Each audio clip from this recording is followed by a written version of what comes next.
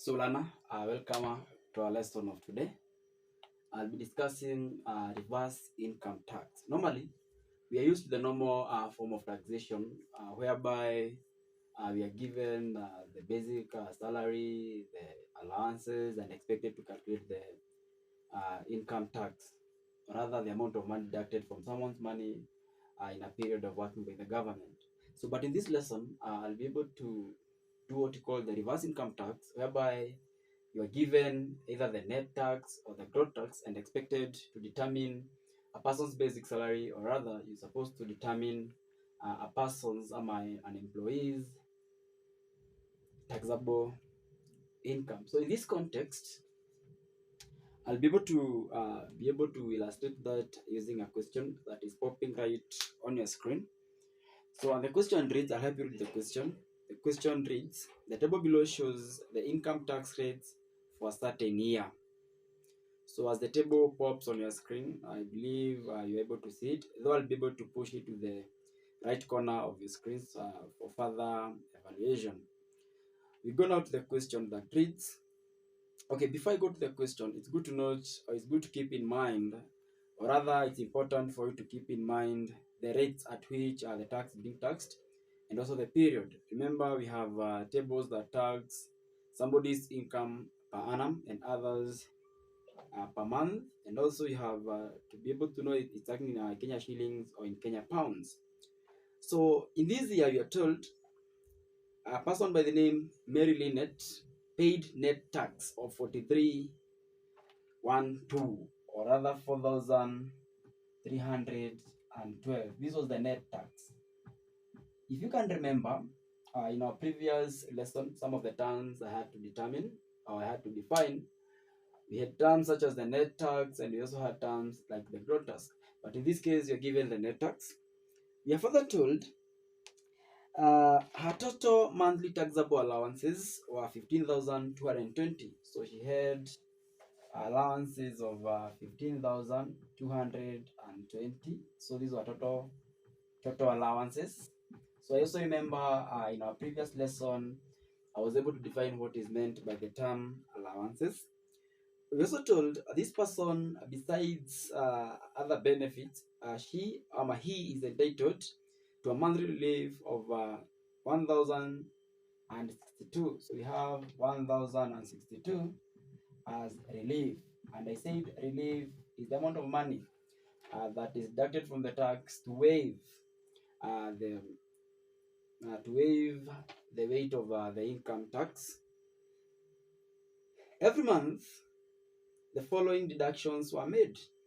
So this person has a deduction of 320 of what you call the National Health Insurance Fund. On the same note, we are told that this person pays union dues as deductions of 200. So we have union dues. We also told that this person pays cooperative shares of 500. So we have other deductions of 500, which are cooperative shares. So these are the deductions. And then you're told to calculate Mary Lynette's monthly basic salary in Kenya shillings. So as I repeat, I'm saying you are told to calculate Mary Lynette's monthly basic salary in Kenya shillings. So what do you do? How do you go about this question? In the first place, we have to determine the gross tax of this particular person. I'll tell you why. For example, we are told this person has a net salary of 42, not 42, but 4312. So to get the gross salary, we have to add the relief, which is given is 1062. So at the end of the day, you're going to have 5374 as her gross tax. This is tax that has not been removed, or rather relief has not been deducted from it. So we're going to use this one to enable us get the taxable income for that particular human being. So what you're going to do, you're going to go right to that table down there, and you're going to begin taxing until you get a gross tax of this one. Then I'll show you how you're able now to determine the person's taxable income, ama Merinet's taxable income. So I begin with the first band, whereby we have they are taxing at the rate of 10%. So 10 over 100 multiply by what we call 9680.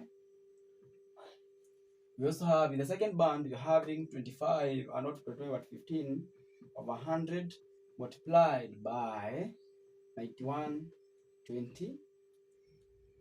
Then up to the third band, let's go to the third band. I have 20 over 100 times 9120. Let us see, whatever is accumulating here, if you add whatever accumulates here at the end of the day, you're supposed to get the taxable income. And whatever accumulates to this end is what we call the gross tax. So let's see in the first band. So that with that, that with that. So in the first band, the tax was 968. Let me see the second band, 15 over 100 multiplied by 9120. You get 1368. 1368. And then in the other band, we have 20 over 100 times 9120. So we get 1824. So let me see whether I continue, because I said all these should add up to the gross tax. So we have answer plus 1368 plus 968. So we get it's a 4160. We are not yet there. So we can proceed to the other band. So the other band is taxing at the rate of 25 over 100 times. I'm sure if I put 9120, the value I get here is going to exceed. If I add the values, it's going to exceed. So I'm going to assume here we are taxing Y amount to give us, I'll get the total here minus that one to get the amount to be taxed. So that now when I add this one, add that to that one. So let me see. So I'm going to get what I got, I minus from 5374, and I'll get the value here to be 1214. So if I add all these ones here, I get what we call the gross tax, which is 5374. And if I add all these ones here, they're supposed to accumulate what we call the taxable income. But in this context now, I have to get the value of y. How do I get the value of y? Simple. I'm going to get the value of y by simply taking the reciprocal of this one and multiplying by what we call 1214 to get the value of y. So I'll have 1214. I multiply with the reciprocal of this one. So simply 100 over 25, or rather, it's going to become times 4. So we have 1214 multiplied by 4. So we get, just a minute. So I get 4856. 4856. So I replace it where we have y. So I'm going to have 4856. So if I add all these, I'm supposed to get what you call the taxable income. The taxable income. So let me have the sum of that one. I'm going to have 4856 plus 9120 plus 9120 plus 9680. 9680. And I get taxable income to be that 2,776 as the taxable income. But remember, the question wants us to get what you call the basic salary. The basic salary. So I still insist that the question is telling us to determine the basic salary. But in this case, we have what you call the taxable income as that 2,776 as the taxable income.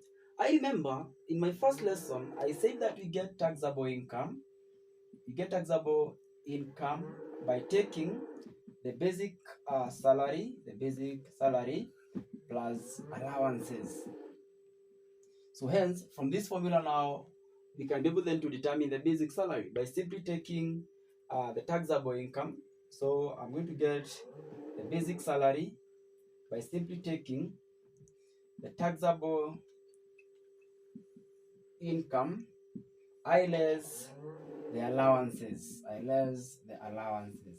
So in this case, I'll be able to take that 2,776. I minus the total allowances as given as 15,220. 15,220. So from this, I'll be able to get the taxable income as, so let me see, minus 15,220 as 17,000. The basic salary is the 17,556 Kenya shillings per month. So if you read part B of that question, part B is demanding you or is requesting you to calculate her monthly net salary. We're supposed to determine her net salary. Net salary is now what goes into the account after all the operations of the taxes and other deductions. So in this case, how do we get the net salary? We're simply going to get all the amount entitled to him. So that is now we can take the all the taxable income. Taxable income. From the taxable income, we're going to less pay. So and also going to less all other deductions that this person is entitled, or the deductions. So that now you can get the net pay. You're going to get the net pay of this particular, sorry, let me correct there. You're going to get the net pay of this person, or the money that goes into the account. So here we have the taxable income. We see the taxable income accrued up to the 32,776 minus, we found out that the payee is 4,312 plus now the other deductions. We have the deduction on NHIF, which is 320. We also have a deduction on union dues at 200, and we also have a deduction of cooperative shares of 500.